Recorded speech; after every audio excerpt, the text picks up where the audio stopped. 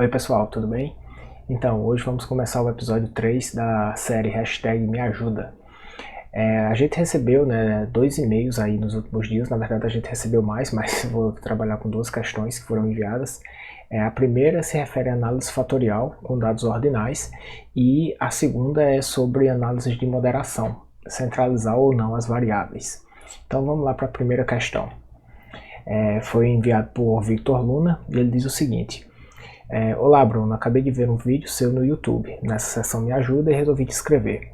Sou fisioterapeuta e a fisioterapia incorporou muito o uso de questionário por lidar muito com situações autorrelatadas, como a dor e a função.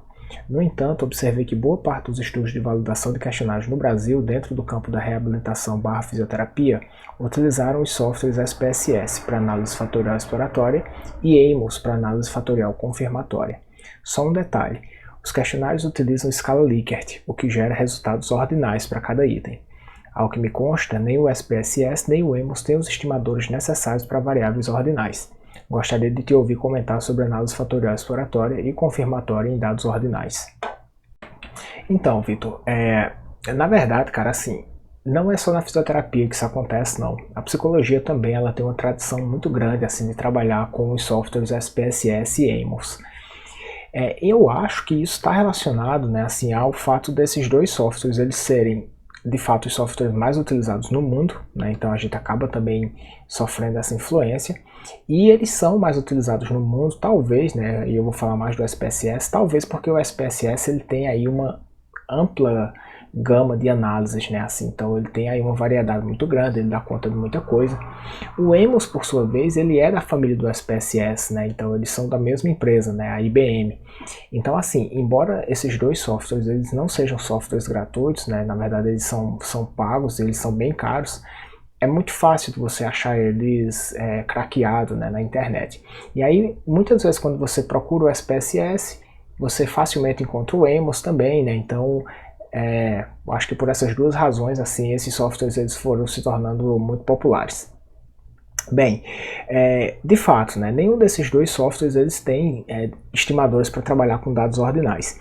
E isso é um problema muito grave, assim, porque na psicologia, e como você falou aí na fisioterapia, enfim, quando a gente trabalha com escala tipo Likert, a natureza do dado ela é ordinal. E assim, quando a gente está utilizando, fazendo análise fatorial exploratória, fazendo análise fatorial confirmatória, com métodos de estimação que não aceitam a natureza dos nossos dados, a gente tem um problema muito grande, assim. Eu sempre digo, que na análise fatorial confirmatória, ou até mesmo na análise fatorial exploratória, quando você solicita índices de ajuste, a gente está brincando com um jogo de encaixe, Então você tem, especificamente na confirmatória, você tem uma estrutura que você desenhou, que você quer testar. Você setou a quantidade de fatores, a quantidade de itens por fator, quais são os itens para cada fator. Então você desenha uma estrutura e você quer ver se esse desenho que você tem, ele se encaixa com os dados da sua amostra, Então, se você faz esse teste de encaixe com métodos de estimação que não são adequados, você tem um problema muito grande, assim, porque você pode, por exemplo, estar rejeitando modelos que seriam aceitáveis se você tivesse métodos de estimação adequados, ou você pode estar aceitando modelos que na verdade eles não são adequados, assim. Então, assim, como você se baseia nos índices de ajuste para avaliar a plausibilidade do modelo, e esses índices de ajuste eles estão totalmente relacionados com métodos de estimação que você escolhe, cara, assim, eu não vejo razão para a gente continuar utilizando o SPSS para fazer análise fatorial exploratória e o EMOS para fazer análise fatorial confirmatória. A ciência, assim, ela se baseia muito no histórico, Então, assim, quando você está começando a escrever seus artigos científicos, quando você está aprendendo, quando você está, enfim, precisando de ter algumas diretrizes para escrever o seu próprio material, você vai olhar artigos que já foram publicados, E aí você acaba se baseando em artigos que são defasados, que utilizaram técnicas erradas. Mas eu acho que a gente já chegou num ponto em que a gente tem que parar de se basear no que a gente já sabe que é errado, Tipo assim, a ciência ela avança, E no momento que se em determinado momento não se sabia que isso era errado e se fazia, tudo bem, faz parte do processo de avanço do conhecimento. Mas hoje, já sabendo, não dá mais para continuar cometendo os mesmos erros, E aí, assim, corroborando isso, né, vale a pena salientar que hoje em dia a gente tem uma ampla variedade de softwares que dão conta de trabalhar com dados ordinais de forma muito fácil. Se você gosta de programação, se você trabalha com R, você tem o pacote Lavan, né, que facilmente você solicita, né, o método de estimação para dados categóricos. Eu particularmente, assim, eu gosto muito de trabalhar com o M+, né, por uma questão de familiaridade, enfim, eu acho que é um software muito bom, e a gente tem opções de dados, de trabalhar com dados categóricos também, mas o M+, ele é um software que não é gratuito, né, e a gente tem, assim, uma opção, né, muito boa, fantástica, que é crescente, e eu vou falar bastante depois desse software aqui no canal, que é o JASP, né. O JASP, ele veio para ser meio que um substituto do SPSS, com todo codado, né, no R, né? Então, assim, ele é muito simples de ser utilizado, ele é gratuito e ele tem as opções aí que a gente precisa para trabalhar com análise fatorial exploratória e confirmatória para dados ordinais. Eu vou mostrar aqui em, sei lá, 30 segundos, 1 minuto, como se faz uma análise fatorial confirmatória no JASP com dados ordinais. Então, olha só que bacana, né?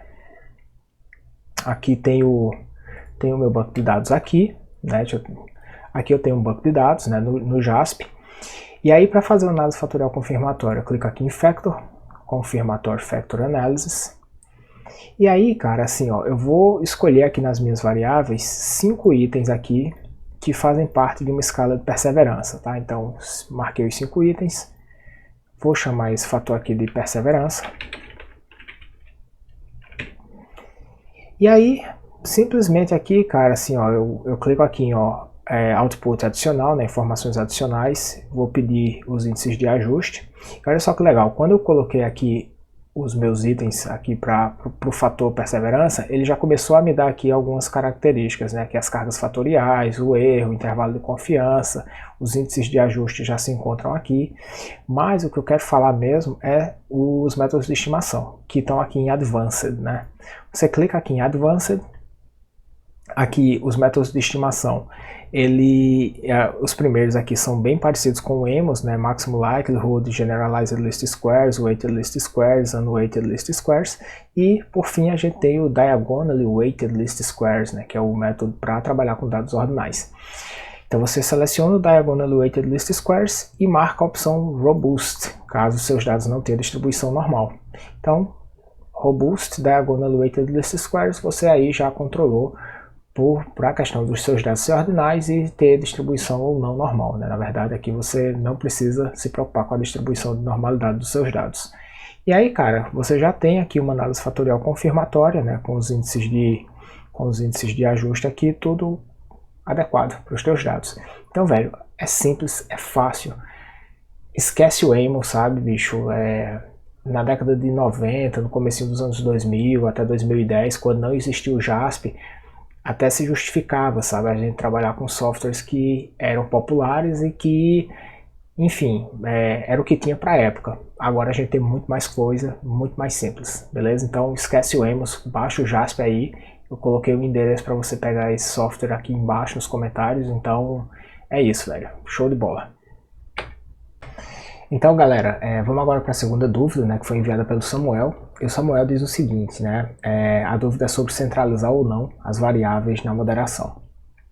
O Samuel manda a seguinte questão: para fazer análise de moderação, tem que centrar ou não as variáveis independentes? Por que sim e por que não? Samuel, na verdade, assim, você não colocou independentes aí no teu e-mail, mas eu já marquei aqui de vermelho, porque na verdade, assim, toda essa discussão sobre se deve centralizar as variáveis ou não, elas se referem sempre às variáveis independentes, né, incluindo as preditoras e a moderadora, e não a variável de desfecho, a variável dependente, tá? Por isso que eu deixei aí grifado de vermelho, beleza? Então, assim, como eu ainda não falei de moderação aqui no canal, eu vou dar uma rápida explicação do que é, rápida mesmo, só para quem não conhece, né, enfim, não ficar tão por fora assim da coisa. Bem, a moderação, pessoal, então é uma análise em que você vai testar se a relação de uma variável x impactando numa variável y, se isso muda para diferentes níveis da variável moderadora, né, que geralmente as pessoas chamam de W. Então, para ficar um pouco mais claro para vocês, vou dar um exemplo de pesquisa, tá? Imagina que vocês querem testar o efeito da demanda do trabalho, né, a quantidade de trabalho que uma pessoa tem que fazer por dia, por semana, enfim, a quantidade da demanda de trabalho, o quanto isso impacta no estresse ocupacional, né? E aí vocês têm uma hipótese, né, de que pessoas com diferentes níveis de habilidades técnicas vão sofrer diferentes impactos da demanda no nível de estresse. Então vocês podem pensar assim, será que pessoas que têm altas habilidades técnicas, né, que conseguem lidar com essa demanda do trabalho de uma forma mais fácil, ela vai ter, no final das contas, o mesmo nível de estresse do que pessoas que têm baixas habilidades técnicas, né, onde a demanda ela vai ser muito mais, possivelmente, né, assim, muito mais impactante, já que a pessoa, além de ter muito trabalho, ela não tem habilidades técnicas para dar conta dessa demanda. Então imagina que isso é uma pergunta de pesquisa que vocês têm. Então, quando a gente tem, né, uma análise de moderação, a gente tem a seguinte estrutura, né? A gente tem aqui a variável x, né, que é a nossa variável de demanda, impactando na variável y, que é o estresse. No mesmo modelo de regressão, a gente coloca a variável de moderação, né, no caso é nível das habilidades técnicas. E por fim, a gente coloca uma variável de interação, né, que nada mais é do que a variável x multiplicada pela variável w, ou seja, demanda multiplicado por habilidades técnicas. Toda a ideia da análise de moderação é, quando você coloca essa terceira variável aqui para impactar no estresse, se essa variável de interação aqui ela for significativa para além das variáveis demanda e habilidades técnicas, né, se o efeito da interação ele for significativo, muito provavelmente você tem um efeito de interação aí no seu modelo. E aí o que é que você faz? Você pega a variável moderadora, né, de habilidades técnicas, e você divide ela em diferentes níveis, né, afinal de contas a ideia é, bem, será que pessoas com diferentes níveis de habilidades técnicas vai ter impacto diferente da demanda no estresse? E aí, pessoal, em havendo interação, você vai encontrar um gráfico mais ou menos parecido com esse. Veja que a linha preenchida, né, a linha sólida aqui, a gente está chamando de pessoas com baixas habilidades. Já a linha pontilhada são pessoas com altas habilidades, né? Então eu peguei a variável moderadora, né, que seriam habilidades técnicas, e dividi ela em dois grupos. Baixas habilidades e altas habilidades. Pessoas com baixas habilidades aqui, elas têm uma relação positiva entre a demanda do trabalho e o estresse, né? Então, essa relação aqui ela é positiva, e eu coloquei aqui, né, de forma hipotética, um beta de 0,72. Já para a pessoa com altas habilidades, vejam que a gente teria, né, aqui um efeito da demanda do trabalho no nível de estresse, um efeito negativo, né? Então esse beta aqui ele não só é menor, né, do que o efeito para as pessoas de baixas habilidades, como na verdade ele vai no sentido oposto, né? Então teoricamente meio que a gente poderia dizer que pessoas que têm altas habilidades técnicas elas não sofrem, né, o efeito da demanda do trabalho no estresse, porque elas dão conta da tarefa, porque elas se sentem capazes, porque isso aumenta a autoeficácia ocupacional delas e tal, né? Então é óbvio, né? Isso é hipotético, mas é para vocês entenderem o que é uma moderação. Diferentes níveis, né, da variável moderadora vai apresentar, né, diferentes relações aqui da variável x na variável y. Então basicamente isso é moderação. O Samuel então ele faz a seguinte questão. Retomando, né? Para fazer análise de moderação, tem que centrar ou não as variáveis independentes, porque sim, porque não. Vejam só, pessoal, entendam isso, tá? Antes de eu responder a questão. Imagina que você tem uma variável x que vai impactar na variável y, você também tem uma variável w que vai impactar na variável y, e você tem depois um efeito de interação das duas variáveis impactando aqui na variável y. Se as variáveis x e w na variável demanda e habilidades técnicas elas forem muito relacionadas entre si, a gente tem uma coisa na regressão que se chama multicolinearidade, né, que é uma associação muito forte entre os preditores, né, isso a rigor tende a ser um pouco prejudicial para o modelo de regressão. A multicolinearidade ela tende a aumentar ainda mais quando você faz, né, quando você insere a interação. Por quê? Porque você está inserindo, né, uma variável nova, mas essa variável nova ela é um produto, né, ela é totalmente baseado nos outros dois preditores que já existem, né? Então assim, dependendo do nível de relação que essas duas variáveis tenham, essa multicolinearidade, né, aqui esse efeito de sobreposição de informação dos preditores pode acontecer, né? Então isso é a multicolinearidade. Então centralizar as variáveis, né, por muito tempo, ele foi uma forma das pessoas tentarem diminuir esse efeito de multicolinearidade. E o que é centralizar as variáveis? Para você centralizar uma variável, você diminui o score da pessoa pela média da variável, né? Então, por exemplo, imagina que uma pessoa teve um score de 7, né, na variável demanda, por exemplo, e a média dessa variável da amostra toda é 3,5. Então você vai diminuir 7 de 3,5. Você faz isso para todo mundo. Então centralizar nada mais é do que diminuir os scores das variáveis pela sua média, antes de realizar a interação. Quando você faz isso, você passa a ter uma característica muito interessante, que é o seguinte: a média da nova variável, né, da variável centralizada, ela vai passar a ser zero. Então, se você não tem um zero que tem um sentido no seu banco de dados, você agora passa a ter. E isso é muito interessante porque isso ajuda na interpretação do modelo, né? Então, por exemplo, né, quando a gente trabalha com escalas Likert, é muito comum o menor score possível já começar de um número alto, né? Então, por exemplo, escalas Likert que começam de 1 a 5, por exemplo, de um instrumento que tem 5 itens, o menor score possível vai ser 5, o maior score possível vai ser 25, né? Então, veja que a gente muitas vezes não tem um zero que tem sentido. Centralizar as variáveis, então, vai permitir isso, né? O score zero ele vai ser exatamente a média da variável. E aí, assim, então vamos lá.